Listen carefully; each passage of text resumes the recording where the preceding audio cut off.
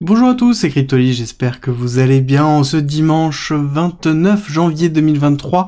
Aujourd'hui, on va reparler d'intelligence artificielle. Vous avez été nombreux à me poser des questions, notamment en privé, donc je vais me permettre d'essayer d'y répondre un maximum. On a vu la semaine dernière, justement, l'intelligence artificielle, notamment ChatGPT, dans la notion de crypto et de blockchain, comment ça pouvait fonctionner, et aujourd'hui, on va élargir un petit peu dans la notion d'intelligence artificielle dans notre monde actuel, quel est l'impact que ça va avoir, comment il va falloir se transformer, comment il va falloir évoluer avec, et la disruption que ça apporte dans la façon dans laquelle on aborde la notion d'information, la notion d'apprentissage, et on va passer un petit peu sur, réellement, est-ce que ChatGPT est une notion d'intelligence artificielle forte, est-ce que c'est une intelligence artificielle faible, comment ça a été conçu, qu'est-ce qu'on a d'autre comme intelligence artificielle, et qu'est-ce que la génétique, qu'est-ce que l'algorithmie génétique, parce que c'est des points qui sont importants et qui vont être au cœur d'une véritable réflexion dans les années à venir. Il faut en avoir conscience maintenant pour pouvoir rentrer dans cette notion d'investissement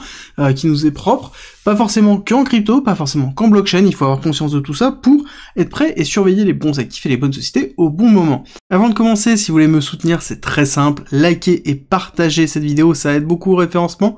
Abonnez-vous si c'est pas déjà fait et on commence tout de suite.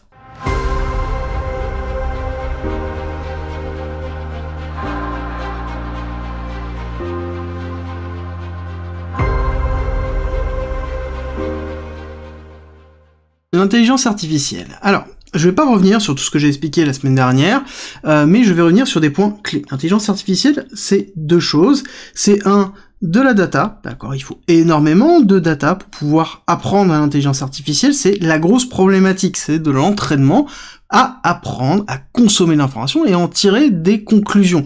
Donc il faut beaucoup de données. Et l'intelligence artificielle à côté, c'est de la programmation, c'est ce qu'on appelle les modèles d'information, ce sur quoi on entraîne justement son intelligence artificielle, on conçoit des réseaux neuronaux pour pouvoir justement forcer son apprentissage par rapport à la donnée qui est effective, d'accord? Donc là-dessus, on a la décision humaine de ce que l'on souhaite faire et de la façon dans laquelle on le fait.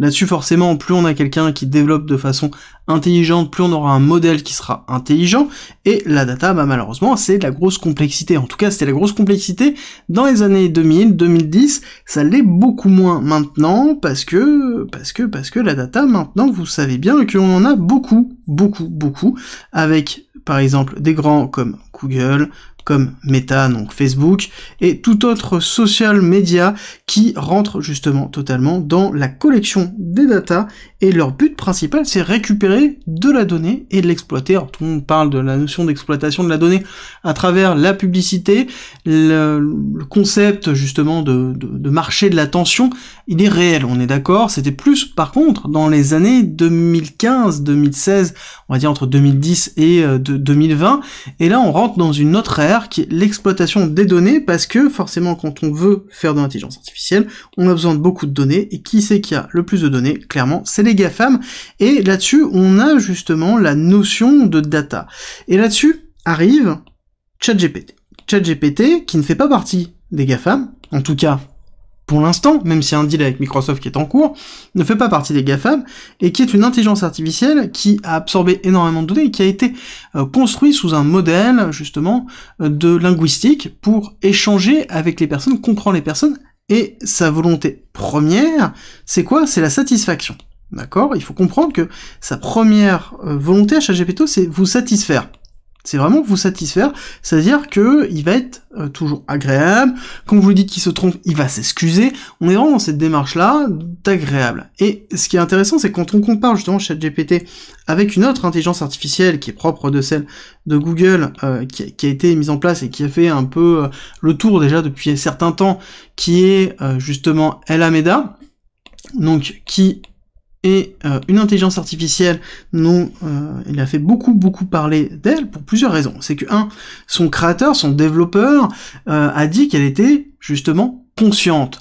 Alors même pour aller plus loin, qu'elle était sentiente. Sentiente, ça veut dire quoi? Ça veut dire qu'elle avait conscience de sa conscience de la conscience des autres, et que justement elle avait une représentation de son propre apprentissage et de l'apprentissage des autres. Et ça la rendait justement très particulière, et après, là, on parle des dires de son développeur. Attention, c'est pas quelque chose qui est prouvé, c'est son ressenti, lui, sur la connaissance de sa propre intelligence artificielle, et des questions qu'il lui posait par rapport à ça. Encore une fois, est-ce que c'est la réalité? Est-ce qu'elle est entraînée à répondre de cette façon-là, pour justement offrir une satisfaction au développeur qui l'a développé, ou est-ce qu'elle est là pour réellement rendre compte de la vérité? Et c'est là où on a un gros écart, et que on a la notion de la théorie de l'esprit qui rentre justement totalement dedans. Cette notion de théorie de l'esprit est très importante, parce que c'est comment l'intelligence artificielle peut concevoir à un moment donné une notion d'esprit autocritique suffisamment fort pour s'améliorer. Et c'est ce qu'on appelle notamment l'intelligence artificielle forte. Est-ce que, oui ou non, on arrive à créer une intelligence artificielle forte? La complexité de l'intelligence artificielle forte, et quand on regarde un petit peu les travaux tant psychologiques que de développement, on se rend compte que pour l'intelligence artificielle forte, il faut avoir la capacité de sortir de soi-même. C'est-à-dire, ici, on est là, et il faut être capable de pouvoir se voir soi-même pour, justement, comprendre comment on fonctionne, pour le transposer sous une forme d'IA. D'accord? Donc ça sous-entend que ça va être lié, principalement, aux développeurs. Est-ce que nous avons conscience, suffisamment conscience de nous-mêmes, et de la façon dans laquelle nos sentiments, nos émotions, ce qui nous fait, nous, humains, est-ce qu'on a suffisamment conscience de cette partie-là? Est-ce qu'on est capable de comprendre suffisamment cette partie-là pour pouvoir justement l'intégrer dans une forme d'IA? C'est la grosse complexité, et c'est le dilemme justement philosophique qui se trouve derrière, à travers justement la compréhension de la psychologie humaine, et comment ça rentre dedans. Et ça, c'est très important, c'est qu'on est quand même très très loin de cette notion d'IA forte. Bien que, on a quelque chose qui s'appelle à côté l'algorithmie génétique. Ça veut dire quoi? Ça veut dire la capacité mathématique de pouvoir s'auto-améliorer. Donc ça veut dire de pouvoir s'améliorer, composer du code, pouvoir évoluer et pouvoir justement faire de nouvelles choses tout seul, de pouvoir apprendre des choses qui ne sont pas prévues. Et ça, c'est très important. La notion d'apprendre, c'est le principe de l'intelligence artificielle et justement du deep learning.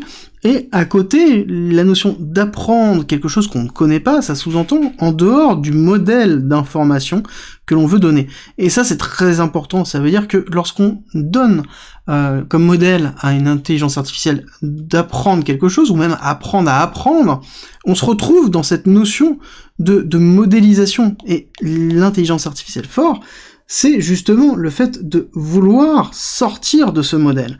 C'est d'aller en dehors de ce modèle pour concevoir soi-même un nouveau modèle d'apprentissage et pouvoir l'effectuer. Sortir du modèle qui a été donné à l'initiative. Et ça, on en est quand même très très loin, bien que on est sur d'autres intelligences artificielles qui sont relativement fortes. Là, on a parlé de ChatGPT comme une représentation de l'intelligence artificielle qui fait beaucoup parler d'elle, parce que c'est une intelligence artificielle qui est à la disposition du public, qui a pour vocation de représenter la discussion d'un humain et de vous satisfaire durant cette discussion-là. Là, on est dans quelque chose qui est totalement différent. On est dans une forme d'IA exécutante qui effectue ce pourquoi elle a été programmée. Elle a été programmée et entraînée à faire cet élément-là. Donc on est dans une représentation classique d'un job effectué. Et c'est vraiment le principe de ChatGPT. À côté, on a par exemple des choses qu'on appelle des IA créatives.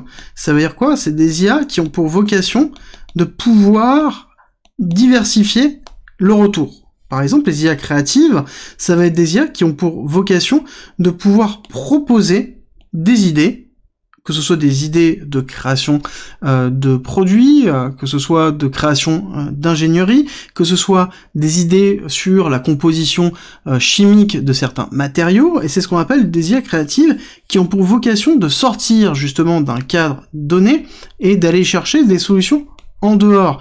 Et ça, encore une fois, on pourrait considérer que c'est quelque chose comme étant une IA forte, mais non, parce que elle a été entraînée, il y a un modèle qui est derrière de cette composition avec un certain nombre de paramètres qui lui sont donnés, et elle doit composer autour de ça pour pouvoir effectuer. Et encore une fois, là, c'est intéressant de voir un petit peu où on va. On va dans cette notion de d'IA qui est soit exécutante, soit créative, et un peu entre les deux, il y a ce qu'on appelle les IA composites, qui ne sont pas encore arrivées, dans lequel on a une notion d'auto-amélioration qui rentre dans sa notion de créativité, plus une notion d'exécutivité dans lequel on va exécuter une commande, ou en tout cas une volonté ou un ensemble de volontés, et le mix des deux pourrait être intéressant, dans lequel on aurait l'exécution et la création, et on pourrait avoir une nouvelle forme d'IA qui peut arriver. On a des projets qui sont en cours, dans lesquels on a assez peu d'informations, mais on sait que ça existe et que c'est en cours de, justement, création et d'évolution dessus. Et justement, la notion d'algorithmie génétique rentrerait dans cette notion d'IA composite, où on aurait suffisamment d'espace pour avoir un caractère d'exécution et un caractère de sortir de la boîte, comme on peut le voir dans les IA créatives. Et justement, on aurait cette forme effective. Et là, on arrive à une transformation, clairement, de notre société sous une certaine forme. Dessus, je vous avais expliqué la semaine dernière que l'IA, c'est un peu une transposition de ce qu'on avait historiquement vu avec Internet. Internet, c'était quoi? C'était justement le canal d'information, c'est l'autoroute de l'information. C'est-à-dire qu'on fait transiter l'information. L'information existe à droite et à gauche, et globalement, on rend cette information accessible. C'était la révolution d'Internet. La révolution de l'IA, c'est quoi? C'est la consommation de cet Internet, de cette information qui est proposée à travers Internet.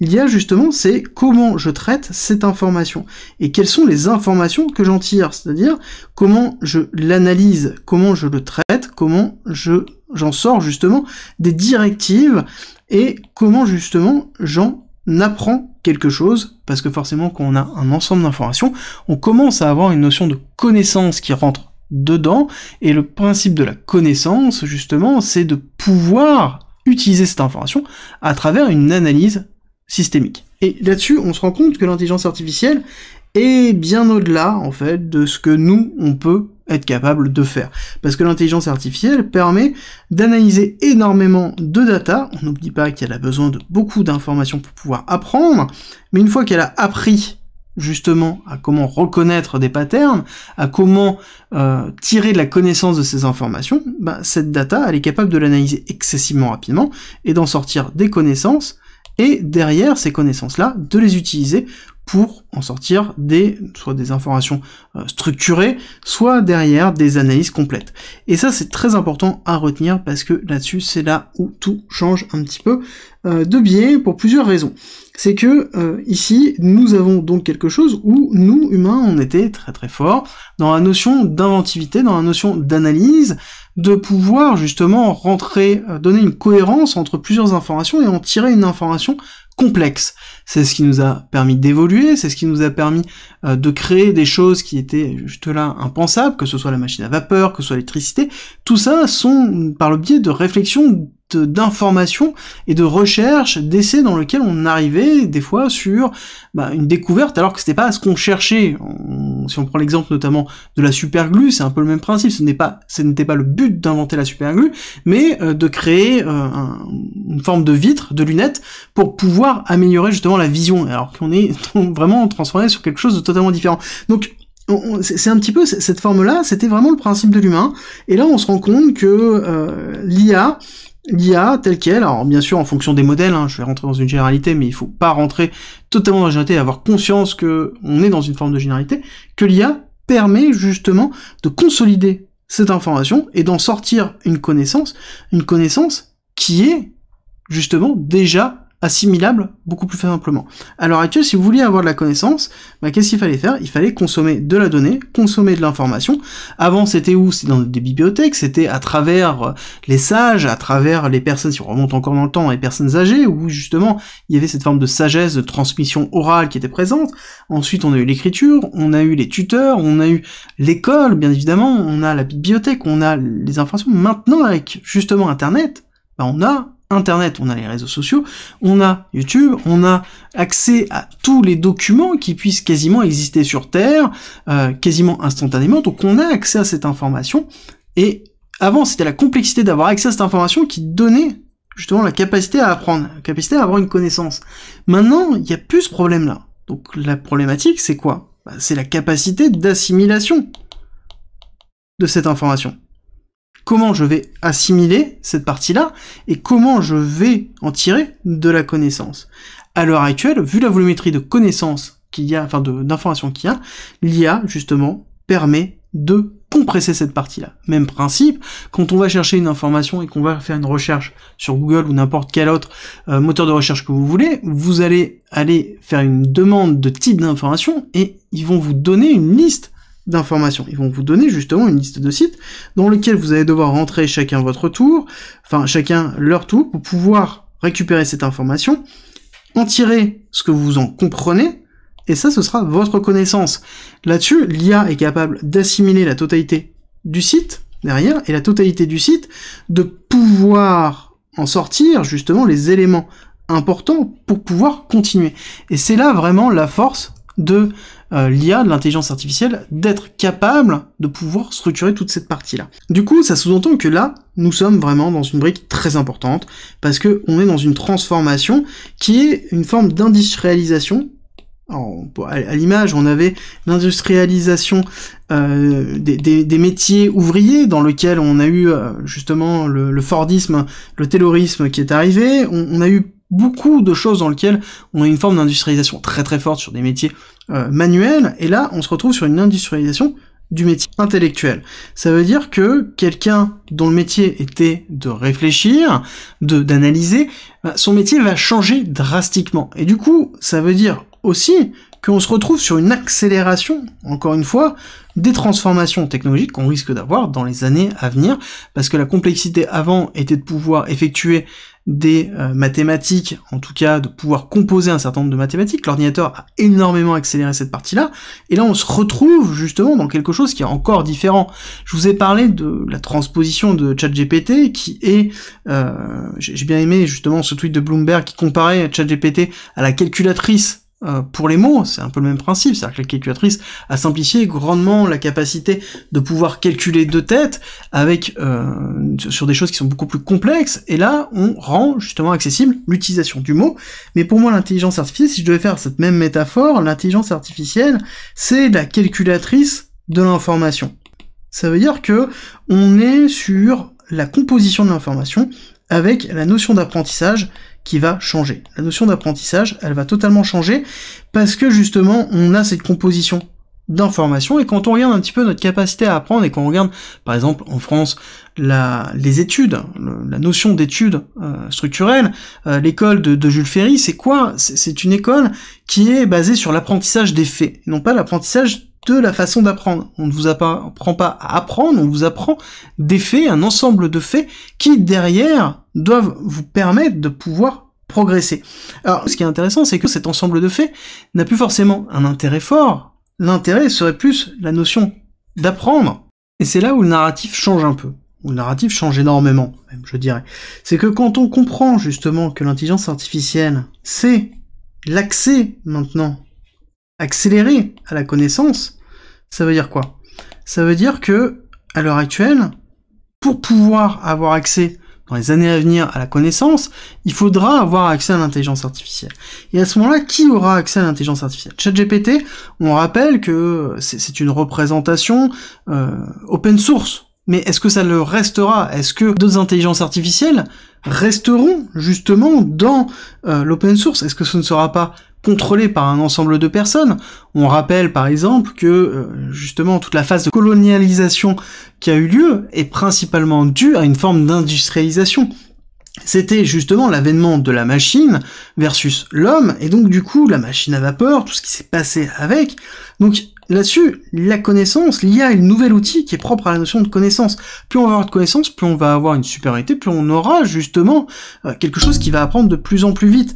C'est le principe, plus on va avoir de connaissances, plus on va évoluer rapidement, et plus il y aura un écart qui va se faire, un écart très très fort et structurel.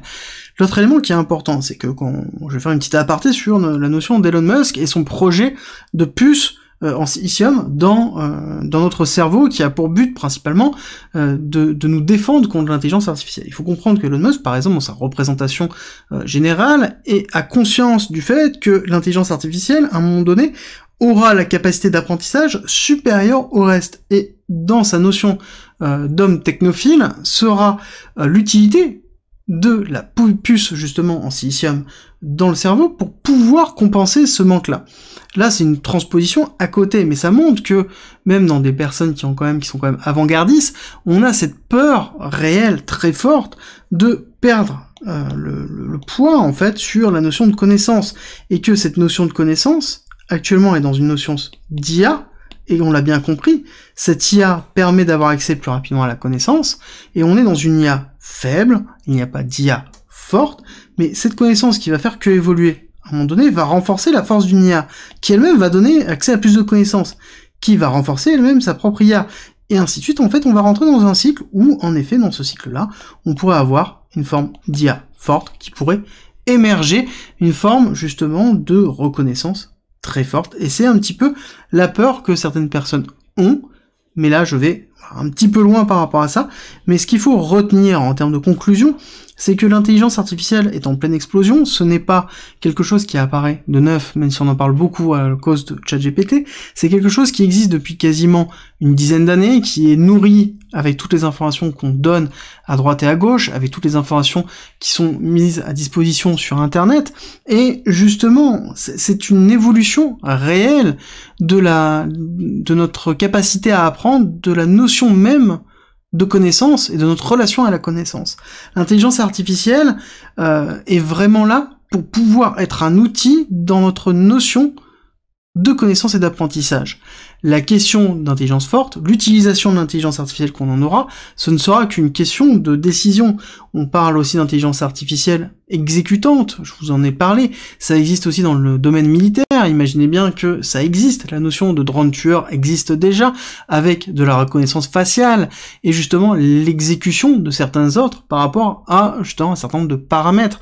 Mais absolument tout, actuellement dans ce qu'on utilise, à un moment donné, va passer par une intelligence artificielle, que ce soit à travers les données que l'on donne, ou que ce soit l'action qu'on effectue, que ce soit tout simplement le petit filtre qu'on utilise sur Photoshop pour flouter un endroit, ou recomposer un certain nombre de pixels. Tout ça, c'est de l'intelligence artificielle, certes basse, modulée par rapport à un certain nombre de data, mais en l'occurrence, ça fait déjà partie de notre vie et de ce que l'on fait, ne serait-ce juste de scroller sur les réseaux sociaux. Derrière, qu'est-ce qui détermine ce qui est intéressant pour nous? C'est un algorithme, et généralement basé sur la donnée générale, et c'est une forme d'intelligence artificielle qui est déjà présente. Ne l'oubliez pas, ça reste justement l'idée générale que l'on a derrière, c'est-à-dire que l'intelligence artificielle est déjà là, elle est déjà présente, c'est juste qu'on commence à la voir dans l'utilité peut-être de tous les jours, et on commence à avoir une communication qui va s'effectuer autour de ça, mais ça n'empêche que c'est déjà présent. Il faut comprendre comment l'utiliser, comment évoluer, et derrière avoir conscience aussi des problématiques que ça peut engendrer. Avoir conscience, c'est donner de la valeur à la connaissance que l'on a, parce que justement, on a connaissance de ce que l'on sait, et c'est là où on a une véritable valeur en tant qu'être humain, en tant qu'être conscient, et justement, ne perdons pas ça. Avant de se quitter, je vous rappelle que le Discord est en commentaire, c'est gratuit, et c'est un lieu de partage et d'échange autour de la crypto-monnaie, de la blockchain, du trading et de l'investissement. N'hésitez pas à rejoindre justement notre communauté de passionnés, et pour tous ceux qui veulent soutenir la chaîne et le Discord, on a mis en place un premium avec plus de contenu, avec plein de choses, comme par exemple 100 vidéos, 300 pages de formation et de guides structurés autour d'un parcours pédagogique. On y en rajoute toutes les semaines, donc ça grossit toutes les semaines. Vous y retrouverez aussi des stratégies de trading, des stratégies d'investissement, des analyses, des lives hebdomadaires, des briefs quotidiens que j'effectue sur le marché, plein de choses, plein de contenus. N'hésitez pas à nous rejoindre, et je vous mets une petite vidéo en haut à droite pour les curieux. Je vous dis à tout de suite.